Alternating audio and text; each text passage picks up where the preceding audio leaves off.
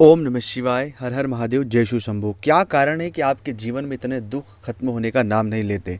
एक दुख जाता है, दूसरा दुख आ जाता है। जीवन में जब से हम जन्म लिए हैं तब से दुखों ने हमारा पीछा नहीं छोड़ा है।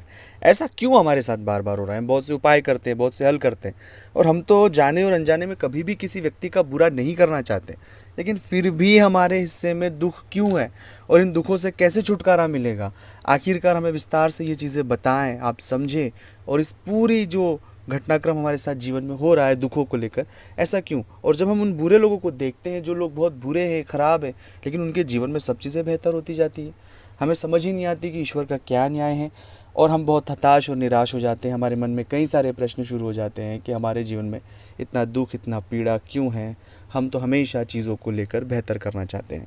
इस पूरे प्रश्न का जवाब मिलेगा, और अगर ऐसी परिस्थिति से आप जूझ रहे हैं तो ज़रूर इस वीडियो को पूरा और अंत तक देखकर इन दुखों से आपको छुटकारा मिलेगा, एक सही रास्ता मिलेगा, एक सही मार्गदर्शन मिलेगा, जिससे आपके जीवन में कई सारे सकारात्मक बदलाव आपको देखने को मिलेगा।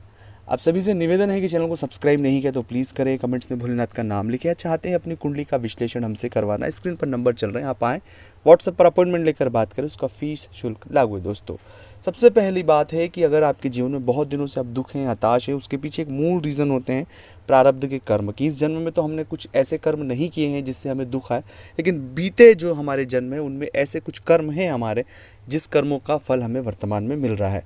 तो इसलिए उस कर्म का जो पश्चाताप है वो हर एक व्यक्ति को करना होगा, चाहे मैं हूँ, आप हो, कोई भी हो। लेकिन उस कर्म के पश्चाताप में और जो उस कर्म के भाव हैं उसमें हमें इस तरह का भाव नहीं रखना है कि सब चीज़ें खराब चल रही है, सब चीज़ें बेकार होगी। इस तरह का भाव मन में कुछ भी नहीं रखना है, क्योंकि यह वर्तमान को ख़राब करता है। यह आने वाले समय में इस जन्म में जो किए जाने वाले हमारे अच्छे कर्म हैं, हम उन कर्मों को ख़राब कर रहे हैं। इसलिए उन सभी हालातों को एक सकारात्मकता में लेते हुए, उन हालातों से जूझते हुए हमें धीरे धीरे आगे बढ़ना है। हमारे मन में कोई भी नकारात्मकता नहीं रखना है, हमें नेगेटिव नहीं होना है, तनाव में नहीं जाना है। हमें उन हालातों को फेस करना है। जब तक हम फेस नहीं करेंगे तब तक चीज़ें कुछ भी ठीक नहीं होगी। और ईश्वर का जो स्मरण है वो सबसे बड़ी सत्ता है, वो सबसे बड़ा दयालु और क्षमा करने वाला है। इसलिए जितना हो सके उतना अपने इन हालातों में नमः शिवाय का जाप करें, ओम नमः शिवाय का जाप करें। अब अपने इन हालातों में भी देखें कि इन हालातों में भी ईश्वर ने हमें सपोर्ट किया। हम जिन हालातों में अभी वर्तमान हैं, जो चीज़ें बेहतर हो रही है, वो भगवान की कृपा से हमारे जीवन में हो रही है।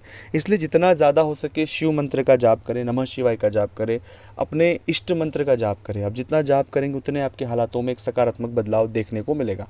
लेकिन कहीं भी नकारात्मक नहीं होना है, कहीं भी आपको बहुत ज़्यादा डिप्रेशन, तनाव या इस तरह की नेगेटिविटी में नहीं जूझना है। जो हालात है उन्हें फेस करना है, खुद को शांत रखना है। जो हमारा कर्म आप कर रहे हैं उन्हें पूरे डेडिकेशन के साथ उस कर्म को करते जाएं।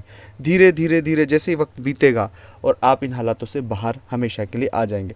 लेकिन वर्तमान अगर आप अपनी परिस्थितियों में आप विचलित होंगे, आप अपने मन को भ्रमित करेंगे, आप बहुत परेशान होंगे, हताश होंगे, निराश होंगे, तो एक गलत डिसीजन आपके जीवन को पूरा बदल सकता है। तो इसलिए मेरा निवेदन है कि ऐसे हालातों में नमः शिवाय का जाप करें, खुद को धैर्य रखें, अपने हालातों को बहुत डीप ऑब्जर्वेशन करें कि कहाँ सही है, क्या गलत है।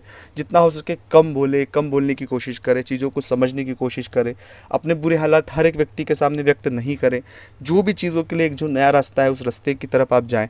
इस तरह की जब कोशिश आप सकारात्मक करेंगे, ईश्वर आपका साथ देगा, और धीरे धीरे धीरे जो भी दुख आपके जीवन में चल रहा है आप उससे बहुत कम समय में बाहर निकल आएंगे। अपने अंदर, अपने आसपास, अपने घर के आसपास जो भी शिवालय हो, 2 वक्त शिवालय ज़रूर जाएं। ओम नमः शिवाय का जाप जितना हो सके उतना जाप करें। आपके जीवन में बहुत कम समय में वो बदलाव देखने को मिलेगा जिसके बारे में आपने कभी सोचा नहीं होगा। तो अगर ये वीडियो अच्छा लगा तो लाइक करना, शेयर करना, कमेंट्स करना। मिलते हैं अगले वीडियो में। ओम नमः शिवाय।